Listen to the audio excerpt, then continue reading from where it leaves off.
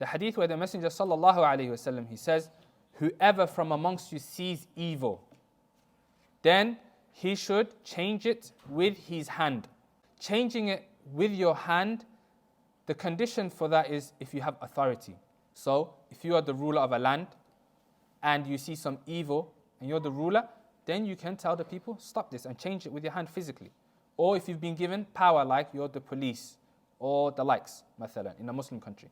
Or if you're the head of your household, so the father for the rest of the people in the house, or the mother, if she sees the children listening to music, she changes with her hand, she turns it off, okay?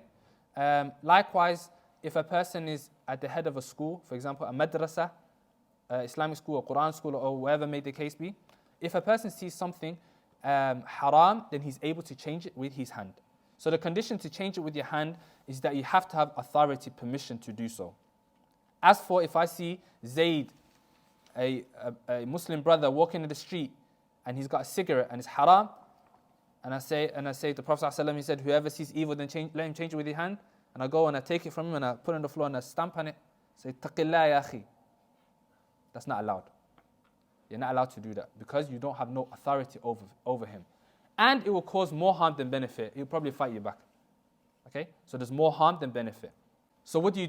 You don't have authority to do that, so you go to the next level. The next level, the Prophet ﷺ, he says, whoever's not able to do that, meaning change it with his hand, then he changes it with his tongue.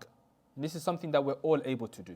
And so if you see your friend or a colleague or someone walking in the street, you don't have authority to change it with your hand. So what can you do? You can change it with your tongue. How? You advise him with gentleness, with good manners, with kindness. Tell him, my brother in Islam, my sister in Islam, this thing that you're doing such and such is haram. The Prophet ﷺ said to us, in a nice way, inshallah, they'll accept. Okay? If they don't accept, are you allowed to force them? No, because you said you don't have authority, so you can only advise them with your tongue.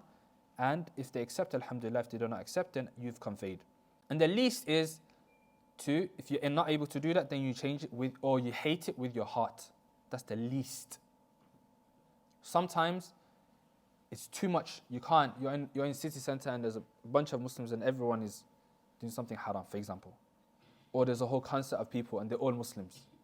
You're going to go to the whole concert. You're going to go, brother, leave this place, it's haram. Brother, leave this place, it's haram. Brother, the Prophet ﷺ, he said, I have to change it with my tongue, so I have to go to every single one of them. La, you're not able to do that. If you're not able to do that, then at least you hate it with your heart. And that's the least. So the Prophet ﷺ here, he says, وَذَلِكَ أَضْعَفُ الْإِيمَانِ, and that is the weakest of Iman. That's the lowest level you can go to. So that shows you that Iman is of levels.